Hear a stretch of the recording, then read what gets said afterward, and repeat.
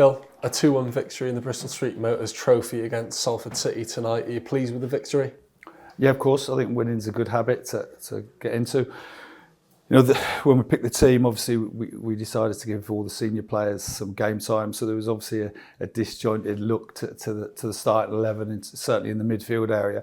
And of course, you're going to lack a certain amount of cohesion.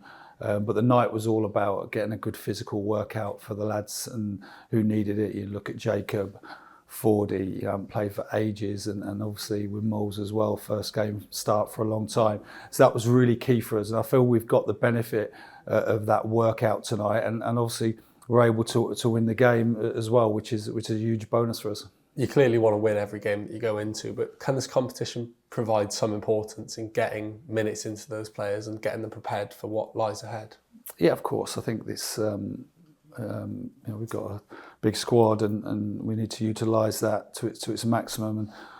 And this competition is about that, and also giving one or two of our young players an opportunity. It was Harry Ash tonight, and in that 20-minute cameo, whatever it was, he certainly took it. So that was great for us, and great for our supporters as well to see one of the young players, and so important for the academy as well. There's a lot of work going on behind the scenes from Andy Lowe and his team with the young players, and it's a great indication for all those players in the system that even though we've got a strong squad of senior players, we want to give the youngsters a chance if they're good enough, and Ashy has done great in pre-season and deserved that moment tonight.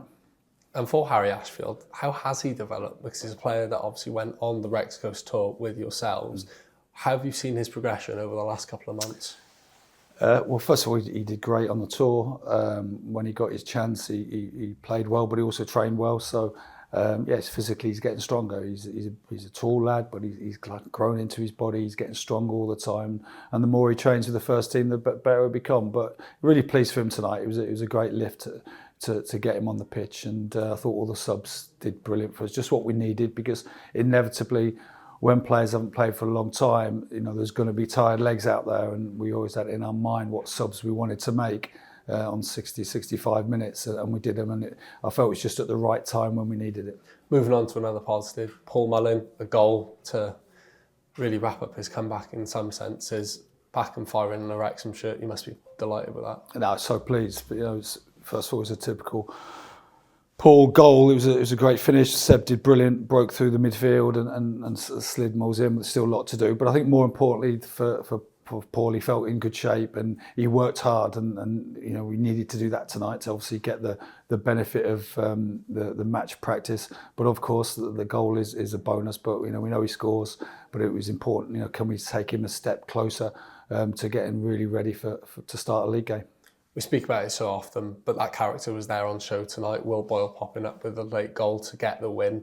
Just how pleasing is it on multiple occasions to see that character no matter the competition? Yeah, I think Boyle again has popped up, and Seb, fantastic delivery, and just special mention to Seb because I asked him to play midfield tonight, and he's played in quite a few different positions last year at Rotherham on the right, left, wing back, and centre back, but never in midfield.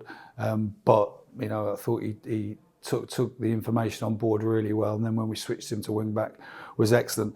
But as you rightly say, Boyle, just has got that knack of arriving in the box on set plays and getting half a yard and scoring, and you need goals from set plays.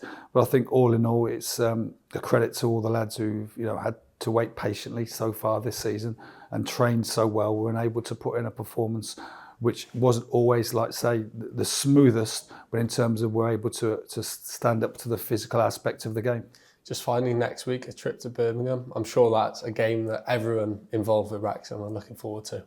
Yeah, it's the next league game coming up. We've got an extra couple of days to prepare for it, which I think is good for us because we've got one or two knocks. Dobbo had a dead leg, which he needed to be rested tonight. Elliot's got a slight problem. So there's 3 or 4 things going on with those extra 2 days. We'll get a huge benefit from that. And of course, I don't think the game needs any building up. Thanks, Phil.